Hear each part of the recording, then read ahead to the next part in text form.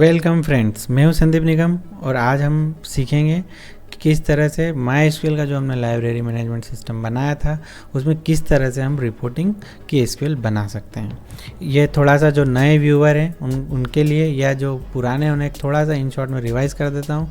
हमने एक library management के एक सीरीज़ बनाई है जिसमें हमने टेबल स्ट्रक्चर, पहले वीडियो में टेबल स्ट्रक्चर डिफाइन किया था, दूसरे वीडियो में हमने बिफोर ट्रिगर से क्लोजिंग कैलकुलेट कराई थी, तीसरे वीडियो में हमने आफ्टर ट्रिगर लिखना सीखे थे जिससे एक टेबल से दूसरी टेबल में डेटा सेट किया था, चौथे वीडियो में हमने वैलिडेशन लगाए थे यानी कि जो बुक स्टॉक में नहीं है उसे कोई इशू नहीं कर पाए, पांचवें वीडियो में हमने ये देखा था कि जब भी स्टेट चेंज होती है, मतलब जो बुक पहले से इशू हो चुकी थी जब वो रिसीव होने जाती तो रिसीव होने पर हमें जो जो कैलकुलेशन करना हो या डेट सेट कराना हो वो हमने पांचवें वीडियो में देखा था। छठे वीडियो में हमने इसी के आधार पर नंबर ऑफ डे कैलकुलेट करना, मास्टर से रेट लेके आना और किस तरह से अमाउंट कैलकुलेट करना यह सीखा था।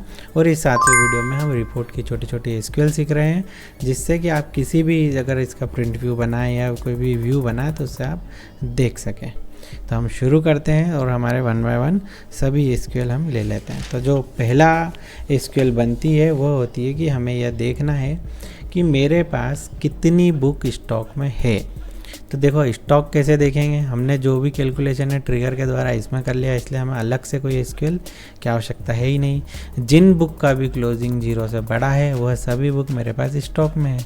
तो उसे लिखने के लिए सिलेक्ट स्टार्ट फ्रॉम, ये ऑर्डर बाय वगैरह आप जो भी लिखा रहने दो, केवल इसमें एक चेक लगा दो कि वेयर CL इक्वल टू बड़ा हो 0 से, मतलब जिसकी क्लोजिंग 0 से बड़ी होगी वो सारी बुक आपके स्टॉक में। तो ये हमारी एक एसक्यूएल हुई, ये हमने एग्जीक्यूट किया और ये सभी लिस्ट आ गई जो हमारे पास स्टॉक में। अब आप चाहें तो स्टार की जगह आपके जितने कॉलम आप रिपोर्ट में दिखाना चाहते हैं आप उतने कॉलम ले लीजिएगा, है ना।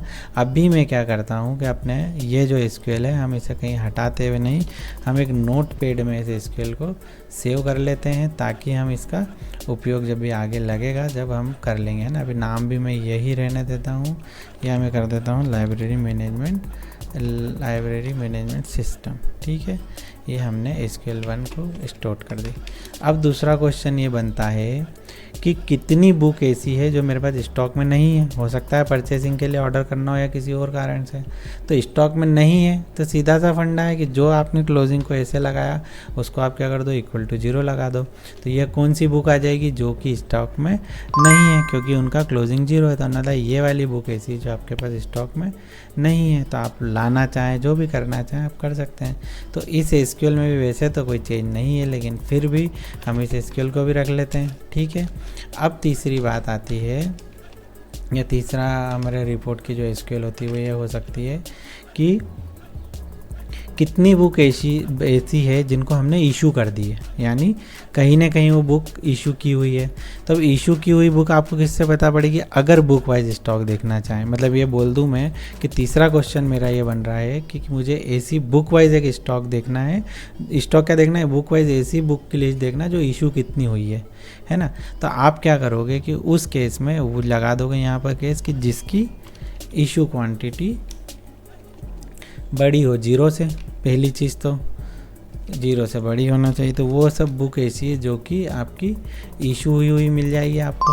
तो देखो ये बुक ऐसी है जो 5 इशू हुई है, ये बुक ऐसी जो 1 इशू हुई है। इसके अलावा कोई भी बुक ऐसी जो इशू नहीं हुई है या वो स्टॉक में है ही नहीं। तो आपको 5 और 1 बुक इशू हुई है जिसमें से 4 तो रिसीव हो गई है यहाँ पर, और इनमें क्या हुआ है कि 4 रिसीव हो गई तो 1 और एक्स्ट्रा यूज़र के पास है इसलिए क्लोजिंग 4 है। और इसमें जो बुक इशू हुई थी ये रिसीव हो गई है तो हमारे पास नहीं है, लेकिन यहाँ पर स्टॉक में आप इस तरह से निकाल सकते हो कि कितनी बुक मेरे पास ऐसी है जो कि इशू हुई है। ये हो गया 3।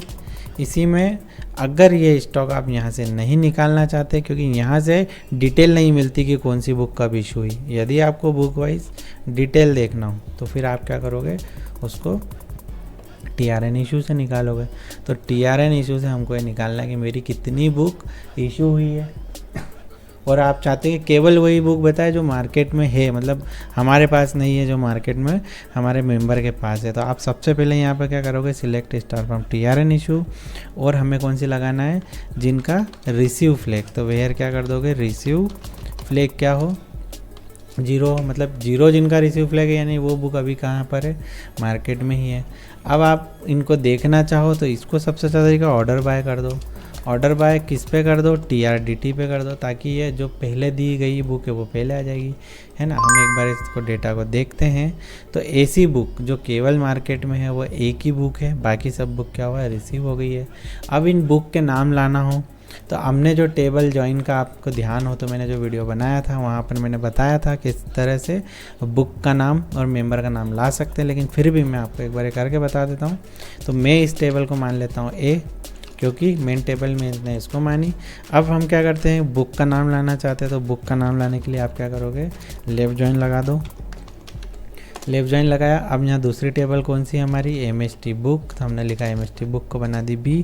हम जो लिंक लगा रहे हैं वो क्या लगा रहे हैं कि जो हमारा A है उसका बुक आईडी मतलब जो आपको कॉलम सामने यहाँ दिख रहा है, और इसको इक्वल किससे करोगे, इस MST बुक के प्राइमरी वाले कॉलम से, तो वो क्या है ID, तो यहाँ लिख दोगे B का ID।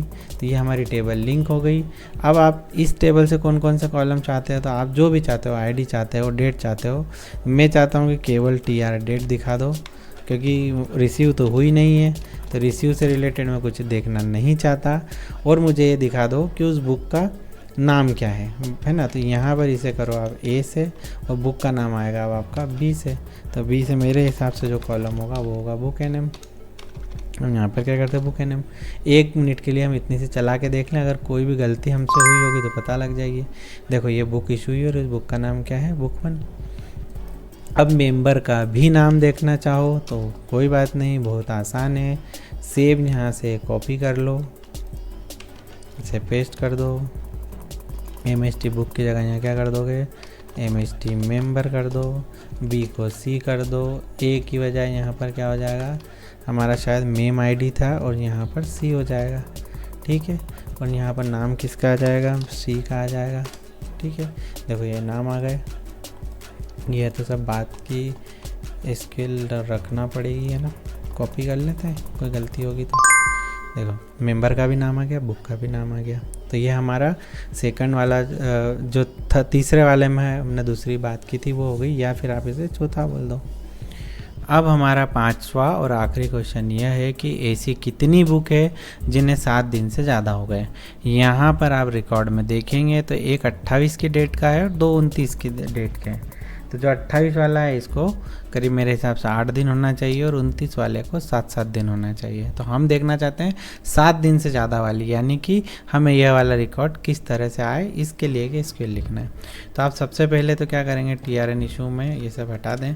TR इशू का आप डेटा लेके आ गए। अब इसमें आपको वही देखना है कि जिन बुक को 7 दिन से ज़्यादा हो गए तो इशू वाली आएगी। तो वेयर यहाँ आप सबसे पहले फ्लैग लगा दो कि जो मेरा रिसीव फ्लैग है वो क्या हो, 0 हो, यानी कि वो मेरे पास बुक वापस नहीं आई हो जो क्लाइंट के पास हो। अब आपको क्या निकालना है, डेज निकालना है। तो डेज निकालने का जो फंडा था वो हमने जो पिछले वीडियो में देखा था वो क्या था, आप लिखते हो डेट डिफरेंस और यहाँ पर लिखते हो रिसीव डेट। अब रिसीव डेट तो आपके होगी नहीं, वो तो 0 होगी। तो आप क्या करोगे, जब ये रिपोर्ट चला उस समय का टाइम लाने के लिए, डेट टाइम लाने के लिए करंट डेट भी लिख सकते हो, पर मेरा टाइम का कॉलम है इसलिए मैं इस तरह से ले रहा हूँ, क्योंकि मैं सिर्फ डे से बता रहा हूँ। कभी आपको इसको घंटे से आप बुक इशू करते हो या कुछ इस तरह का लॉजिक हो तो अब आपको यह काम आ जाएगा, ठीक है। अब यहाँ पर आ जाएगी TRDT। अब इन दोनों का जब डिफरेंस निकालते हैं तो यदि सेम डे में लेना और देना होता है तो यहाँ पर 0 रिटर्न होता है, तो हमको यहाँ पर +1 करना होगा, है ना। तो इस तरह से एक बार हम इसे एग्जीक्यूट कर लेते हैं। एग्जीक्यूट की तो देखो 7, 8 और 7 डेज आ गए। अब हमें कौन सी लाना है, जिनको 7 दिन से ज़्यादा हुए, तो इन दोनों को तो नहीं हुए, इनको तो 7 ही दिन हुए।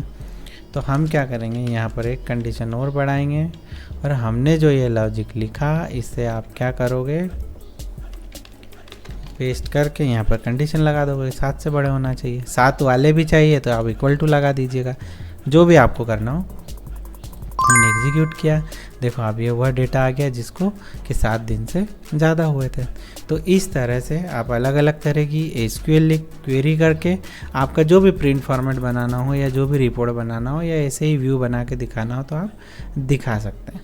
तो आशा है मुझे आपको MySQL लाइब्रेरी मैनेजमेंट सिस्टम में किस तरह से रिपोर्टिंग की क्वेरी को लिखा जाता है वह समझ में आ गया होगा। इन सब क्वेरी से रिलेटेड आपके कोई भी डाउट हो, कोई भी क्वेरी हो तो आप मुझे निसंकोच कमेंट कर सकते हैं। यह वीडियो कैसा लगा बताना ना भूलें। मिलते हैं नेक्स्ट वीडियो में। Thanks for watching.